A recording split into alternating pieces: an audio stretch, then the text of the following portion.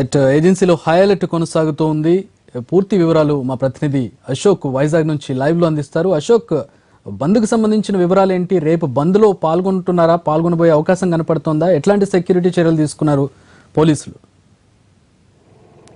చక్రి, ఏవబిలో ప్రస్తుతం నివురుగప్పిన నిప్పుల వాతావరణం మారిందనే చెప్పుకోవచ్చు. గత నెల 24న జరిగిన భారీ ఎన్కౌంటర్ తర్వాత మావోయిస్టులు ప్రతీకార దాడులకు దిగుతామనే హెచ్చరికల నేపథ్యంలో, అలాగే రేపు బంద్కు పిలుపునివ్వడంతో మొత్తం ఏవబిలో మొత్తం అప్రమత్తం నెలకొందని చెప్పుకోవచ్చు. ఇటు ఆంధ్ర ఒరిస్సా బోర్డర్లతో పాటు అలాగే అక్కడ లోతట్టు గిరిజన ప్రాంతాల్లో కూడా పూర్తి స్థాయిలో పోలీసులు హెచ్చరికలు జారీ చేశారు. అలాగే అప్రమత్తంగా ఉండాలని కూడా హెచ్చరించారు. మరోవైపు ప్రస్తుతం టీడీపీ ప్రభుత్వం జన చైతన్య యాత్రలు చేస్తుంది. ఈ నేపథ్యంలో గిరిజన ప్రాంతాలు అలాగే ఏదైతే ఏజెన్సీ ప్రాంతాలు ఉన్నాయో అక్కడ ఉన్న నాయకులందరినీ కూడా మైదాన ప్రాంతాలకు వెళ్ళిపోవాల్సిందిగా పోలీసులు కూడా హెచ్చరించిన పరిస్థితి ఉందని చెప్పుకోవచ్చు. మరోవైపు మావోల కదలికల నేపథ్యంలో మొత్తం ఏఓబి పరిసర ప్రాంతాలన్నింటినీ కూడా అదనపు బలగాలను ఏర్పాటు చేసి ఎప్పటికప్పుడు అక్కడ అంతా జల్లెడి పడుతున్న నేపథ్యం ఉందని చెప్పుకోవచ్చు. అలాగే ఈ నాయకులు ఎవరైతే ఉన్నారో వీళ్ళందరినీ కూడా మైదాన ప్రాంతాలకు వచ్చేయాలి. ఎందుకంటే గ్రామ స్థాయి నుంచి మంత్రి స్థాయి వరకు ఉన్న ఎవరైతే అధికారులు కానీ ఏదంటే ఈ ప్రజాప్రతినిధులు ఎవరైతే ఉంటారో వీళ్ళందరూ కూడా మైదాన ప్రాంతాలకు వచ్చేయాలని ఇప్పటికే హెచ్చరికలు జారీ చేశారు.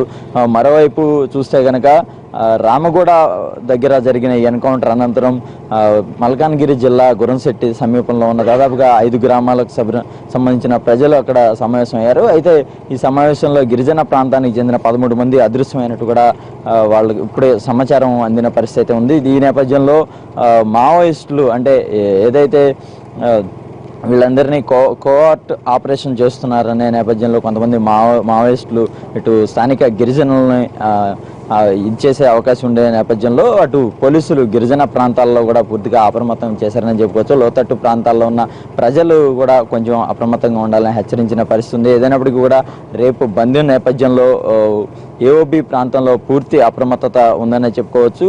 ఇటు మావోలు ఇటు పోలీసులు ఎవరు ఎప్పుడు దాడి చేస్తారనే నేపథ్యంలో మావోల దాడి నేపథ్యంలో పోలీసులు పూర్తి స్థాయిలో అప్రమత్తత ప్రకటించిన పరిస్థితి అయితే ఉందని చెప్పుకోవచ్చు. ఏఓబిలో ప్రస్తుతం అంతా వాతావరణం అంతా కూడా కొంత నివురుగప్పిన నిప్పులో ఉందనే చెప్పుకోవచ్చు. చక్రి, రైట్ అశోక్, రేపు బంద్ అంటే ఏ విధంగా జరగబోతోంది? అంటే ఎవరెవరు సహకరించబోతున్నారు? వారికి ఇప్పుడు ఫుల్ సెక్యూరిటీ ఉంది కాబట్టి బంద్ సంపూర్ణంగా ఉండే అవకాశం ఉందా? ఎట్లాంటి పరిస్థితి కనపడుతుంది? అక్కడ ఉన్నటువంటి స్థానికులు ఏమంటున్నారు? అంటే సహజంగానే ఏజెన్సీ ప్రాంతాల్లో మావోయిస్టులకు కొంతమంది గిరిజనుల నుంచి కూడా సహకారం అందే పరిస్థితి అయితే ఉంటుంది. కానీ ఇప్పుడు ప్రస్తుతం మావోయిస్టులకు అత్యంత పట్టున్న ప్రాంతం అంటే మల్కాన్గిరి ప్రాంతంలో రామగూడ ఆ ప్రాంతం మావోయిస్టులకు బాగా పట్టున్న ప్రాంతం. అలాంటి ప్రాంతంలో దాదాపుగా ఈ ఎన్కౌంటర్ జరిగిన సమయంలో దాదాపుగా 30 మంది ప్రాణాలు కోల్పోయిన పరిస్థితి ఉంది.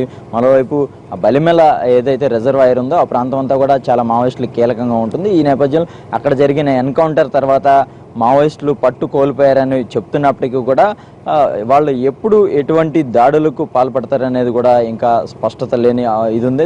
ఈ నేపథ్యంలోనే పోలీసులు అదనపు బలగాలను ఇప్పటికే ఇటు ఆంధ్ర అటు ఒరిస్సా పోలీసులతో పాటు కేంద్ర బలగాలు కూడా మొత్తం ఏజెన్సీ అంతా కూడా జల్లెడ పడుతున్నాయి. అలాగే ఇటు ఏఓబి ప్రాంతంతో పాటు దండకారణ్యంలో కూడా పూర్తిగా ఈ బంద్ సాగుతుందనే ప్రచారం ఉంది. ఈ నేపథ్యం రేపు చేపట్టబోయే ఈ బంద్ను జయప్రదం చేసి ఖచ్చితంగా ఈ ప్రతీకార దాడులకు దిగుతామని చెప్పి మావోయిస్టులు హెచ్చరించారు. అయితే తమ నిబంధనలకు అంటే వాళ్ళ విప్లవ సిద్ధాంతాలకు వ్యతిరేకంగా తొలిసారిగా వ్యక్తులను టార్గెట్ చేస్తూ ఈసారి వాళ్ళని హతమారుస్తామనే ఈ మధ్యకాలంలో 3 లేఖలు అయితే విడుదలయ్యాయి. ఈ నేపథ్యంలో ఆ లేఖల్లో ఉన్న సారాంశం ఎలా ఉన్నప్పటికీ కూడా ఎవరైతే నాయకులు కానీ లేదంటే గ్రామస్థాయి నుంచి మండల స్థాయి వరకు ఉన్న సిబ్బంది కానీ అలాగే అధికారులందరినీ కూడా పూర్తిగా అప్రమత్తం చేసిన పరిస్థితి. ఎటు నుంచి ముప్పు పొంచి ఉన్నా ఎదుర్కొనేందుకు అటు మొత్తం పోలీసు సిబ్బంది కూడా సిద్ధంగా ఉందని చెప్పుకోవచ్చు. గ్రే హౌండ్స్ దళాలు ఏఓబి మొత్తాన్ని పూర్తిగా కూమింగ్ చేస్తున్న పరిస్థితి అయితే మనకి స్పష్టంగా ఉందనే తెలుస్తుంది. చక్రి, అశోక్, మరొక 3 ప్రశ్నలు ప్రధానంగా వినిపిస్తూ ఉన్నాయి. ఒకటి, ఇంతకు ముందు మీరు చెప్పినట్లుగా ఎక్కడైతే 5 గ్రామాల ప్రజలు సమావేశమయ్యారు. ఆ సమావేశం నుంచి 12 మందిని అదృశ్యమైనట్లుగా తెలుస్తుంది. 12 మందిని తీసుకెళ్ళింది మావోయిస్టులా, లేదంటే గ్రామస్తులు వాళ్ళకి అప్పగించారా, లేదంటే పోలీసులు తీసుకొచ్చారా? ఒకటి. రెండు, ఆర్కే కుమారుడు వాడుతున్నటువంటి ల్యాప్టాప్, వాడుతున్నటువంటి ల్యాప్టాప్లో సమాచారం ఉన్నట్లుగా తెలుస్తుంది. దానికి సంబంధించి వివరాలు ఏమైనా బయటకు వచ్చాయి? మూడు, అక్కడ మనకి ఎన్కౌంటర్ స్పాట్లో ఒక లిస్ట్ దొరికింది. పేపర్ మీద రౌండప్ చేస్తూ కొన్ని పేర్లు కనిపించాయి. ఆ లిస్ట్ ఏంటి, దానికి సంబంధించిన వివరాలు ఏమైనా తెలుసాయి? 3 ప్రశ్నలు ప్రధానంగా వినబడుతున్నాయి. అయితే ఇప్పుడు మొన్న జరిగిన ఎన్కౌంటర్ దృష్ట్యా చాలా ప్రశ్నలు మన ముందు ఉన్నాయని చెప్పుకోవచ్చు. ప్రధానంగా ఈ మావోయిస్టుల అగ్రనేతలు మొదట్లో, అంటే ఎన్కౌంటర్ జరిగిన రోజు మావోయిస్టు అగ్రనేతలు ఉన్నారని కొంతమంది పేర్లు వచ్చాయి.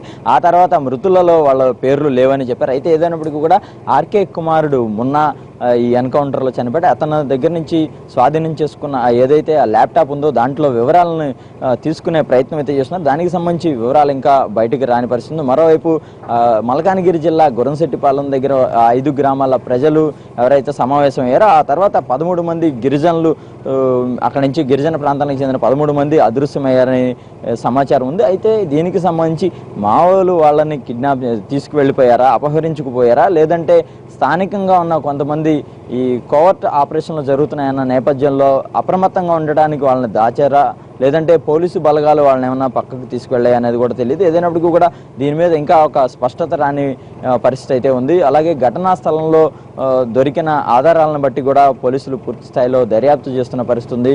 మొత్తానికి ఈ పోలీసులు ఎదుట చాలా ప్రశ్నలు ఉన్నప్పటికీ కూడా ఎన్కౌంటర్ అనంతరం పూర్తిగా అప్రమత్తంగా ఉన్న పరిస్థితి అయితే మనకి కనబడుతుంది. Chakri, thanks for the updates Ashok. మొత్తానికి ఒక ఉద్రిక్త వాతావరణం అయితే కనపడుతున్నట్లుగా తెలుస్తుంది. అక్కడ పరిస్థితిని చూస్తే రేపు సాధారణంగానే ఇలా మావోలు బంద్కు పిలుపునిచ్చినప్పుడు బంద్ కొనసాగుతుంది. ఎందుకంటే భవిష్యత్తులో తమకు ఎలాంటి ఇబ్బంది రాకుండా ఒక భయంలో స్థానికులు, వ్యాపారులు ఉంటారు కాబట్టి ఆ బంద్ సంపూర్ణంగా జరిగే అవకాశం కూడా కనపడుతుంది. అయినప్పటికీ పోలీసులు పూర్తి భద్రతా చర్యలు చేపట్టారు.